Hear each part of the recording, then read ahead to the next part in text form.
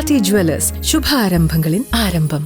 Periyar Maniammai Institute of Science and Technology, Tanjavur. BTech Biotechnology with specialization in computer science and biology.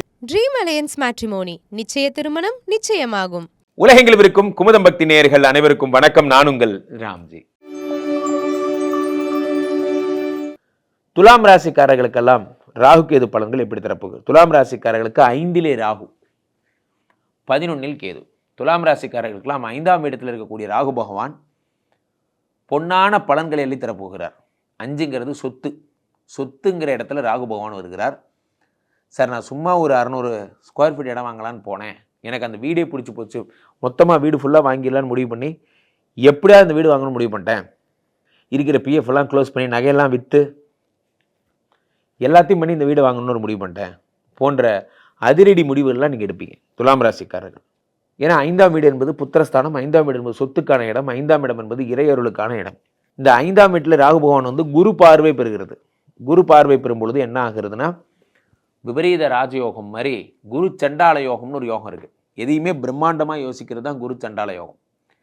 5ஆம் வீட்டில் இருக்கக்கூடிய ராகு பகவான் பொன்னான பலன்களை அள்ளித்தரப்போகிறார். என்ன நடக்கும்? உங்களுக்கு வந்து பார்த்திங்கன்னா மிக அற்புதமான விஷயங்கள்லாம், மிக பிரம்மாண்டமான பலன்கள் என்பது ஏற்படும். சாதாரணமாக ஒரு இடம் வாங்க போனீங்க, பெரிய இடம் தோப்பே வாங்கிட்டு வந்துட்டீங்க போன்றவைகள்லாம் ஏற்படும். நிறைய பேருக்கு ஐவிஎஃப் பண்ணுவதால் இந்த சிறப்பு சிகிச்சையால் கிடைக்கக்கூடிய குழந்தை பாக்கியம் என்பது கிடைக்கும். குழந்தை விஷயத்தில் வந்து நீங்கள் உங்களுக்கு வந்து குழந்தை பிறக்க வாய்ப்பே இல்லை அப்படின்னு சொன்னவங்கெல்லாம் இனிமேல் அதற்கான மருத்துவர்கள் வந்து உங்களுக்கு க்ரீன் சிக்னல் காட்டுவாங்க.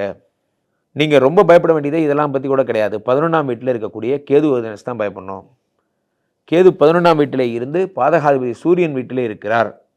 நான் அடிக்கடி சொல்லியிருக்கேன், ராகு கேது பலன்கள் என்பது என்னென்னா 11ஆம் வீட்டிலே வரக்கூடிய கேது பகவான் சூரியனுடைய பணியை எடுத்து செய்வார். சூரியன் உங்களுக்கு எப்படி பாதகாதிபதி வேலை செய்கிறாரோ அந்த பணியை கேது செய்வார். ஆகையினாலே உங்களுக்கு என்ன ஏற்படும்னா, தேவையில்லாமல் மன சஞ்சலங்கள், பிரச்சனைகள் போன்றவற்றை சூரியனைப் போலவே கேதுவும் உருவாக்கி தருவார். அப்பாவுக்கெல்லாம் ஆபத்து ஏற்படும். துலாம் ராசிக்காரர்கள் அப்பாவுக்கு ரொம்ப ஜாக்கிரதையாக சொன்னால் அப்பாவுக்கு ஆபத்துகள். ஏன்னா இப்போ சூரியனுடைய வீட்டில் கேது வரும் பொழுது சூரியனுக்கு ஆபத்தை உண்டாக்குவார். துலாம் ராசிக்காரர்கள் அரசு சம்மந்தப்பட்ட பிரச்சனைகளில் சிக்கி சரியாவீங்க. ஏதோ ஒரு அரசு விஷயத்தில் நீங்கள் போய் மாட்டிப்பீங்க. ஸோ அரசுக்கு சட்டத்துக்கு புறம்பான எந்த விஷயமும் துலாம் ராசிக்காரர்கள் செய்யக்கூடாது. செஞ்சிங்கன்னா மிகப்பெரிய விளைவுகளை நீங்கள் சந்திக்கிற மாதிரி ஆகும். ஸோ துலாம் ராசிக்காரர்கள் most careful on your every activity. 5ங்கிறது வந்து கோயில், 5ங்கிறது ஒரு பிரம்மாண்டமான ஸ்தாபனம் போன்றவையெல்லாம் உருவாக்கும் போது இந்த 5ஆம் இடத்துல ராகு வர்றது பெரிய பலம் கொடுக்குற விஷயமா இருக்கும். ஆகையினால துலாம் ராசிக்காரர்கள் நிறைய சொத்து சேர்த்த போகிறீங்க. ஒரு நல்ல விஷயம், குழந்தை பிறக்க போகுது ஐவிஎஃப் ஐயுஐயில். ஆனால் ஒரே கெட்ட விஷயம் என்னென்னா, தலைமை பதவிக்கு ஆபத்து ஏற்படும், ஜாக்கிரதையாக இருங்க. ராகு கேது பயிற்சி வரப்போகிறது இந்த விசுவாவசு வருடம். ஒரு வருடத்தில் எத்தனை பயிற்சி தாங்க? நியாயம்தான்.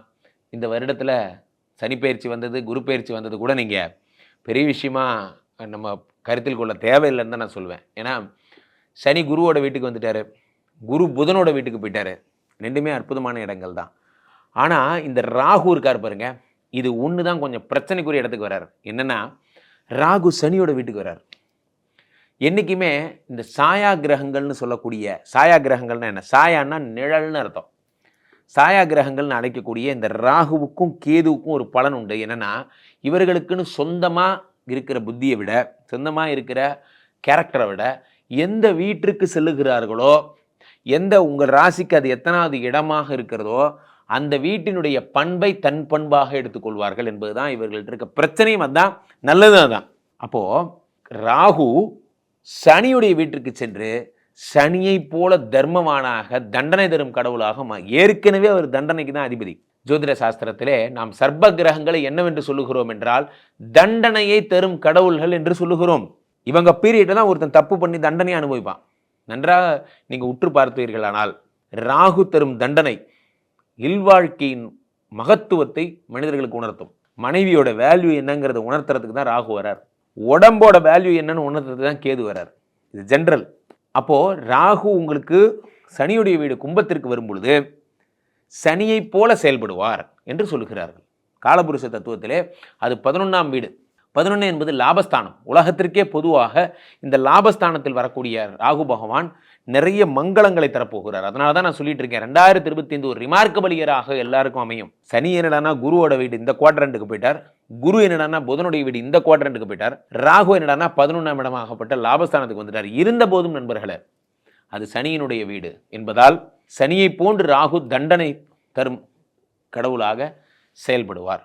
சிற்றின்பங்களில் ஈடுபடுபவர்கள், இந்த புகைப்பிடித்தல், மது, அந்த மாதிரியான தன்னை உடம்பை கெடுத்துக்கிறவங்க, பழக்கங்கள், சிற்றின்ப பழக்கங்களால் கெட்டு போபவர்கள், அல்லது தவறான அவர்களோட தொடர்பு, அது பெண்ணாக இருந்தால் ஆண், ஆணாக இருந்தால் பெண், இது எல்லாத்தையும் சரி பண்ணி உங்களை க்ளீன் ப்ரொஃபைலாக மாற்றுறது தான் ராகுவோட வேலை. அது எப்படி மாற்றுவார்?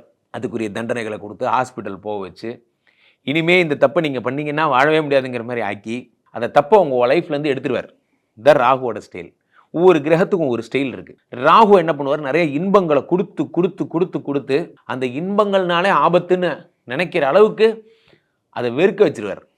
கேது பகவான் காலபுருஷ தத்துவத்தின்படி 5ஆம் வீடு, இது சிம்மத்தில் வரார். சிம்மத்தில் வரக்கூடிய கேது பகவானால் என்ன ஏற்படும்? சிம்மம் என்கிறது சூரியனுடைய வீடு. சூரியனுடைய வீட்டிலே கேது பகவான் வரும்பொழுது இறை சம்பந்தப்பட்ட விஷயங்களில் நாட்டம் அதிகமாகும். சூரியன் தான் இந்த உலகத்தினுடைய தந்தை, உலகத்தின் தந்தை சூரியன், பித்ருகாரகன்னு பேர். அந்த பிதாவோட வீட்டுக்கு கேது பகவான் வரும்பொழுது உலகத்தை ரட்சிக்கக்கூடிய ஞானத்தை தருகிறார் இந்த சூரிய பகவான். 5ஆம் இடம் என்பது ஜோதிட சாஸ்திரத்திலே பூர்வ புண்ணிய ஸ்தானம் என்று அழைக்கப்படுகிறது. இறை சம்பந்தப்பட்ட விஷயங்கள், இறை நம்பிக்கைகள், இறைவன், ஞானம், கோயில், ஆன்மீகம், தியானம், சித்தம், யோகம், இது எல்லாமே 5ஆம் இடம் தான். இந்த 5ஆம் இடத்துல கேது வரும் பொழுது இது எல்லாத்தையும் கொடுத்துட்றாரு. மெடிடேட் பண்ணுவீங்க, அதே மாதிரி கோயில்களுக்கு திருத்தல யாத்திரைகள்லாம் போவீங்க. கோயில் கோயில் கோயில் கோயில்னே நம்ம 2025 எல்லாரும் ஆன்மீக நாட்டமுடைய ஆட்களாக மாறப்போகிறோம். கேது பகவான் தன்னுடைய அனுகிரகத்தை அள்ளி தருகிறார். ஏன்னா அவர் ஞானகாரகன். மனுஷனுக்கு ஆசை அதிகமாகி ஆசை மேலேயே பற்று இல்லாமல் போகும்போது பற்றற்ற நிலையை உருவாக்குபவர் யார்? சாட்சாத் கேது பகவான். பற்றற்ற நிலை. போதுண்டா, எனக்கு எதுவும் வேண்டாம், நான் நிம்மதியாக வாழணும்னு ஆசைப்படுறேன், கடவுளும் கடவுள் சார்ந்த விஷயத்தோடு வாழ்ந்துக்கிறேன் நினைப்பவர்கள் எல்லாம் கேது பகவானை வணங்க வேண்டும். இந்த கேது தரும் நற்பலன் அதுதான். 5ஆம் வீட்டிலே இருக்கக்கூடிய கேது காலபுருஷ தத்துவத்தின்படி. இருந்தாலும் சிம்மம் என்பது அரசுக்குரிய இடம். அரசுனா என்ன? கவர்மெண்ட். அந்த இடத்துல பாம்பு கேது வரும் பொழுது சட்ட ரீதியான அரசு ரீதியான பிரச்சனைகளை உண்டாக்கும், தர்ம சங்கடங்களை உருவாக்கும். அரசு பணியில் இருக்கிறவங்க, அரசு அதிகாரிகள் ஏதாவது கையூட்டு பெறுதல் அல்லது ஒரு காரியத்தை முடிக்கிறதுக்கு ரெக்கமெண்டேஷன் கொடுக்கறது போன்ற விஷயங்கள்லாம் பண்ணிங்கன்னா மாட்டிப்பீங்க. அதற்கான அவேர்னஸ் கேது பகவான் தருகிறார். என்ன அவேர்னஸ்? சட்டத்துக்கு புறம்பாக நீங்கள் நடந்துக்க கூடாது, அரசுக்கு எதிரான எந்த செயல்களும் செய்யக்கூடாது, அரசு படி தான், அதாவது கவர்மெண்ட் ரூல்ஸ் படி தான் நீங்கள் நடக்கணும் என்பதை உங்களுக்கு உணர்த்துறவர் இந்த கேது பகவான். சூரியன்னா ஹிருதயம், சூரியன்னா மூளை.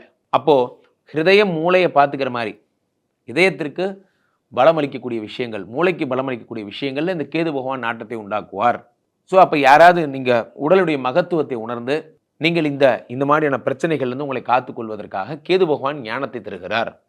இதை பண்ணாதீங்க சார், ஹார்ட் சம்மந்தப்பட்ட பிரச்சனை வரும், நம்ம அதே தான் நிறைய பண்ணுறோம், நிறைய ஸ்ட்ரெஸ் எடுத்துக்காதீங்க, ஹார்ட் ப்ராப்ளம் வரும் போன்ற விஷயங்களை நம்ம கடைபிடிக்காமல் இருப்போம். இந்த வருஷம் கடைபிடிப்பீங்க. பொதுவாகவே இந்த ராகு கேதுக்கள் இந்த வருஷம் உங்களை ஃபிட்னஸ் ஆக்க போகுது. பொதுவாகவே இந்த சனி பகவானும் குரு பகவானும் சேர்ந்து உங்களை ஃபிட்டாக இருக்க போகிறாங்க. அதனால் நீங்கள் ஃபிட்டாக போகிறீங்க. இந்த ராகுவும் கேதுவும் ஒரு ப்ராப்ளமான இடங்கள் அப்படின்னு நீங்கள் பார்க்குறத விட அவேர்னஸ் தருவதற்காக வந்த ஆட்கள் என்று தான் நீங்கள் கருத்தில் கொள்ள வேண்டும். மீண்டும் ஒரு நல்ல பதிவில் சந்திப்போம். நன்றி, வணக்கம். ஆதி ஜுவல்லர்ஸ், சுப ஆரம்பங்களின் ஆரம்பம். Periyar Maniammai Institute of Science and Technology, Tanjavur. BTech Biotechnology with specialization in computer science and biology. Dream alliance matrimony, நிச்சய திருமணம் நிச்சயமாகும்.